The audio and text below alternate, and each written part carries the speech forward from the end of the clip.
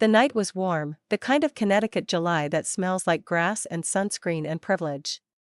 Music drifted through the air from the waterfront house, a tasteful mix of indie rock and nostalgic top 40. I'd come to the party half reluctantly, clutching a solo cup of rose, wearing a dress I'd nearly talked myself out of.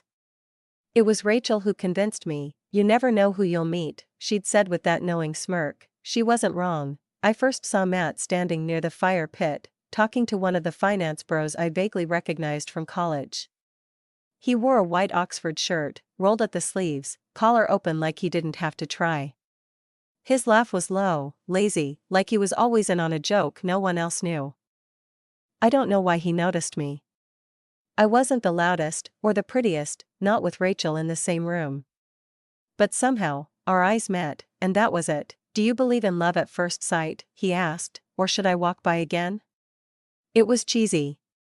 But the way he said it, like he meant it, made me laugh. We ended up on a blanket by the water, away from the music and the crowd. The fireworks had started, explosions of red, gold, and blue reflected in the sound, and he leaned in close, like he didn't want to miss a second of what I said. He told me he'd just moved to Norwalk for a new job, that he hated how plastic the dating scene felt, that I was refreshing. No one had ever called me that before. Refreshing. He asked about my job, graphic design for a Stanford firm, and actually listened. Not the nodding along kind of listening.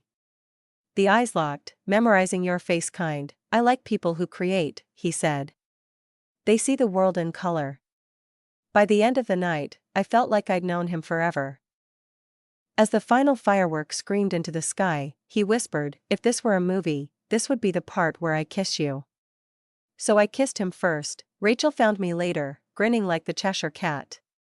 Told you, she teased. I didn't tell her how hard I'd fallen in just one night. I didn't tell her Matt said he wanted something real. I didn't tell her he said I was the kind of girl you build a life with, not just a weekend, because some things felt too perfect to share. He texted me the next morning. Then the next. Then every day after that, Matt made me believe in magic again, in fireworks and fate, and promises that sounded like forever. If only I'd known those promises were just smoke. Because the thing about fireworks, they burn bright, loud, and beautiful, and then they vanish. Introducing Matt to Rachel felt like the natural next step. She'd been there through everything, my heartbreaks, my glow-ups, my late-night spiral texts.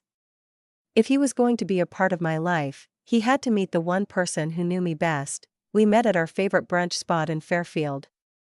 Rachel arrived late, as always, oversized sunglasses hiding her eyes, blonde hair pulled into a messy bun that somehow looked effortlessly perfect. She slid into the booth and raised a brow when she saw him. This must be the famous Matt, she said, offering him her hand with a teasing grin. Emma talks about you more than she breathes. He laughed, charmed, not embarrassed, and I felt that warm, silly pride in my chest. They were going to get along, and they did. Too well. At first, it was innocent. They both liked old movies, a shared obsession with Hitchcock and Scorsese. They bantered about podcasts and swapped restaurant recommendations. I smiled through it all, telling myself this was good, natural even. My best friend and my boyfriend getting along? That's what you want. Right? But then there were the glances, the kind that lasted just a beat too long. Rachel would laugh at his jokes before I even processed them. Sometimes she'd touch his arm when she talked, quick and casual, but always just a little too familiar. And once, at a backyard get-together, I caught him looking at her while she wasn't looking. His eyes lingered.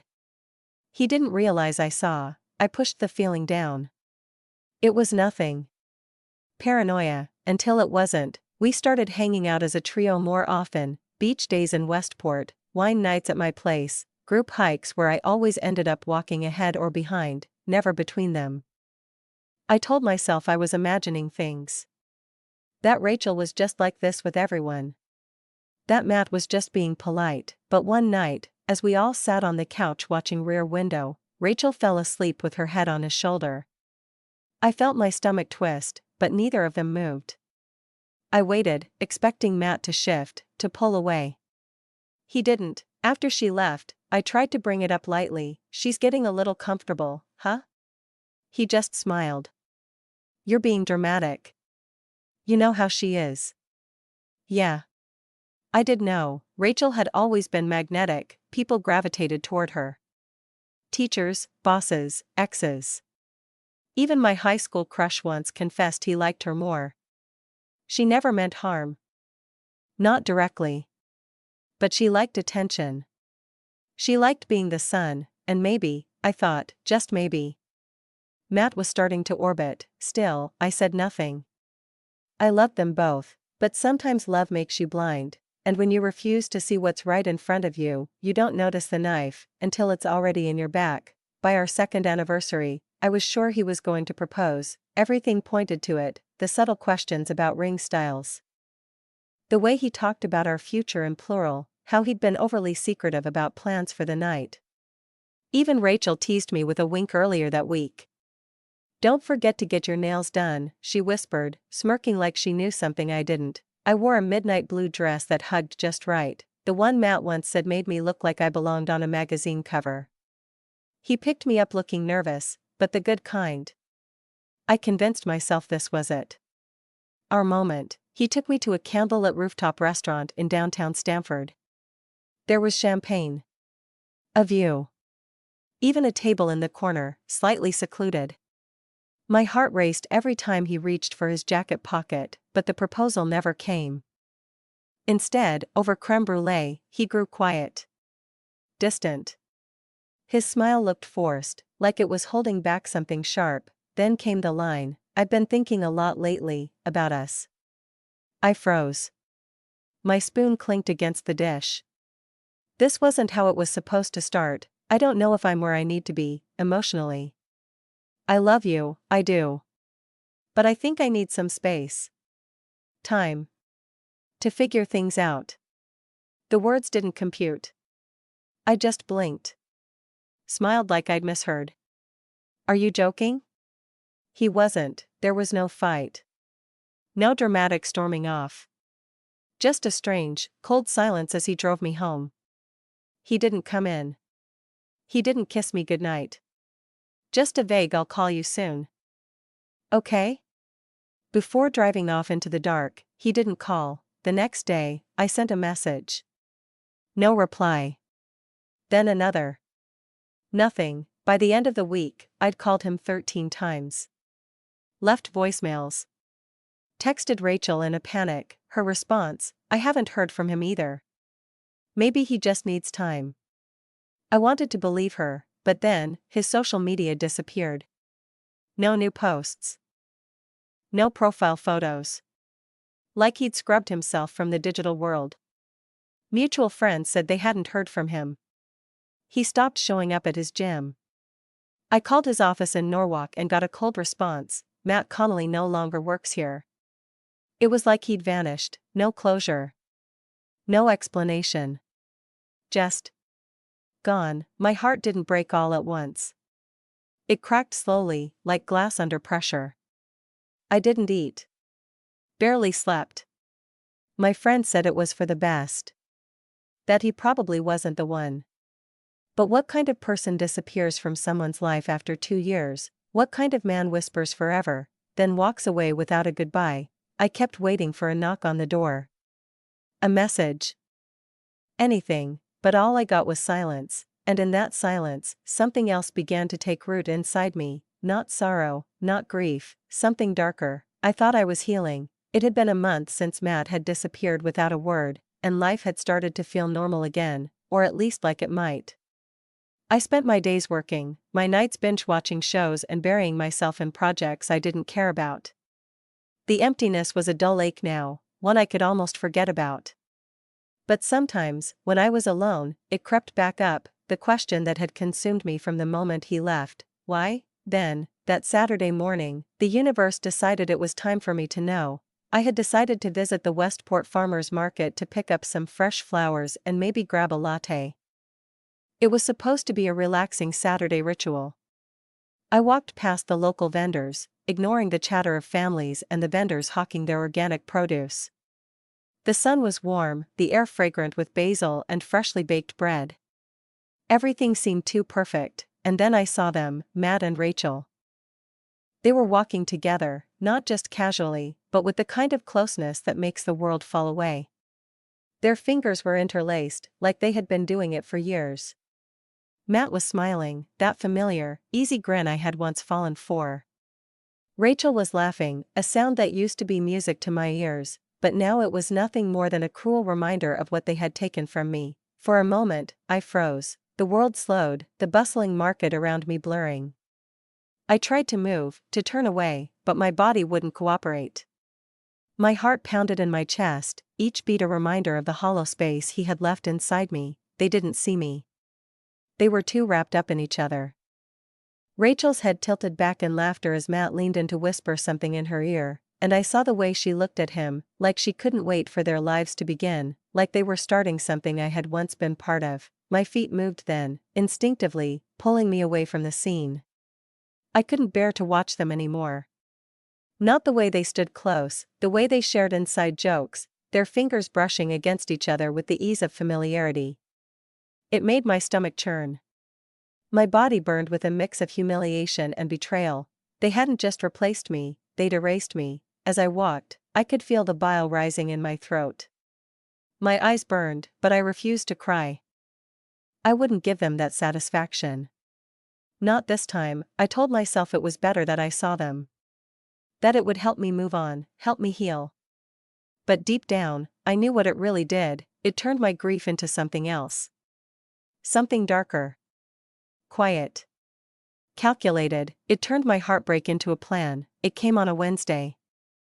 A thick, cream-colored envelope, tucked neatly among credit card offers and real estate flyers.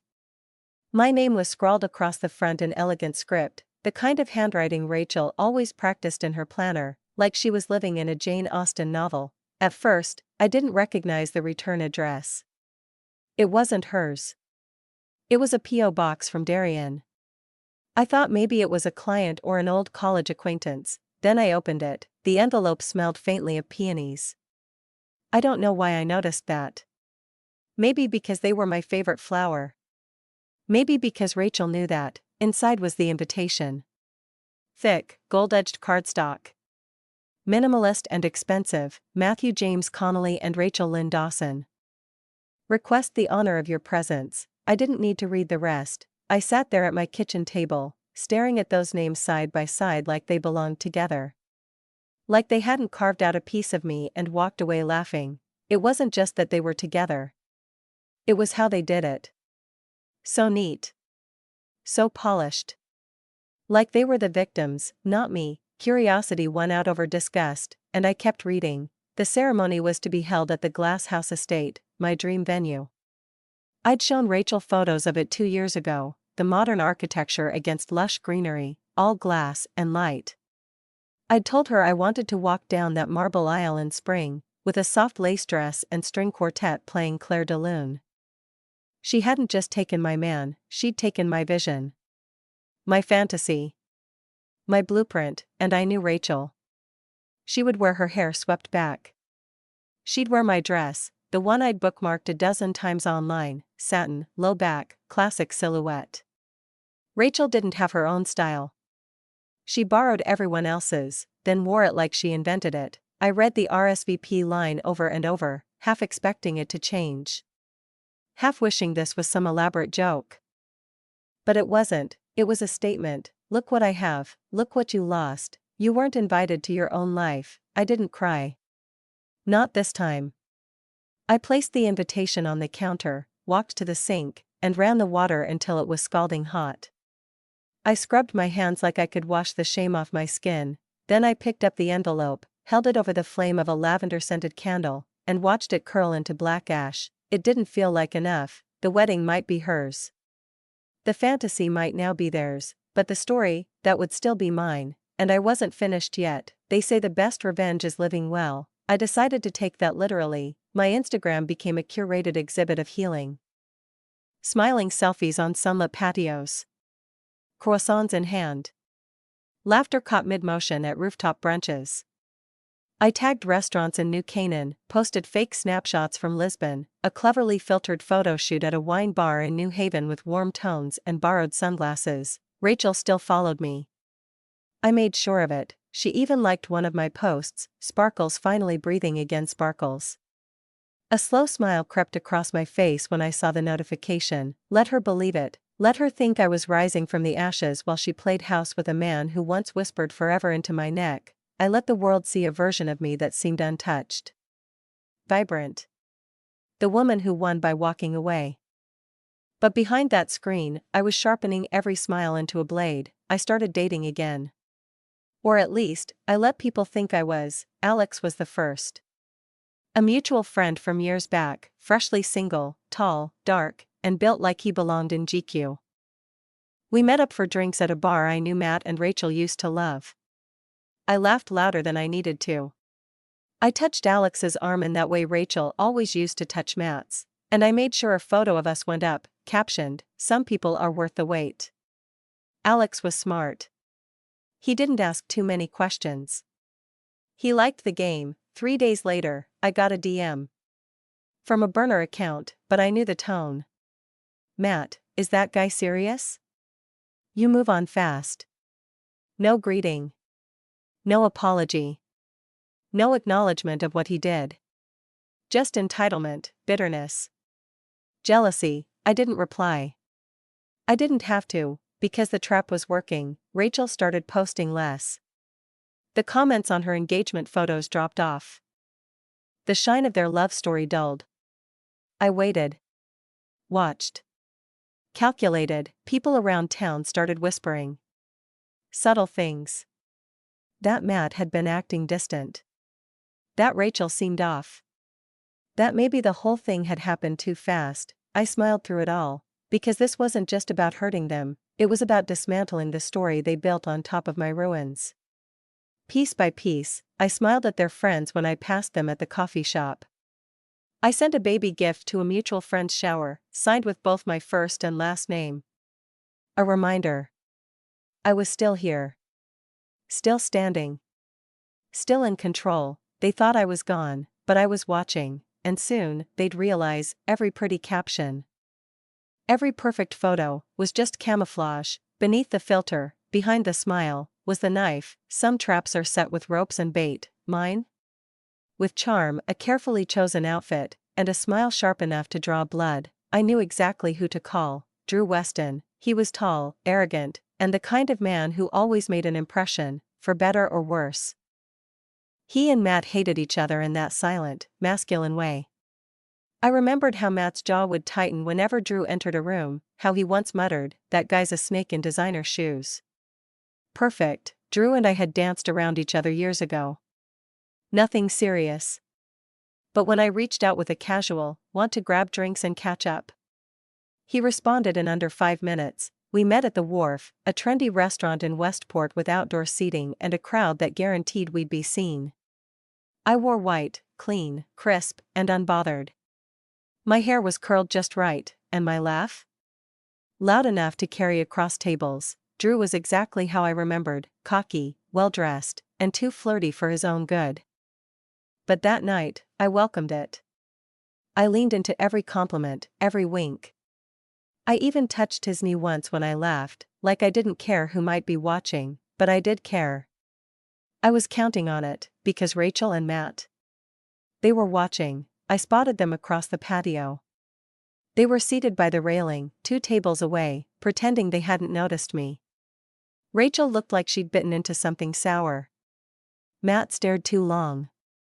His grip on his drink was tight. I didn't acknowledge them. I just smiled wider, leaned in closer to Drew, and let the performance play out. It was almost too easy. The next day, Rachel viewed all 6 of my Instagram stories, twice. I posted a photo of my drink, tagged the restaurant, and added a simple caption, "Unbothered." Truly. By that weekend, the whispers had started again. A friend of a friend texted me, "Heard Rachel stormed out of a dinner party." Something about not wanting to compete with ghosts, a ghost. That's what I'd become in their story. The shadow they couldn't shake, perfect. I saw Matt a few days later, at a mutual friend's art opening. He looked rougher, less polished, a little gaunt. He tried to act casual, leaning in just enough to say, "So Drew, huh?"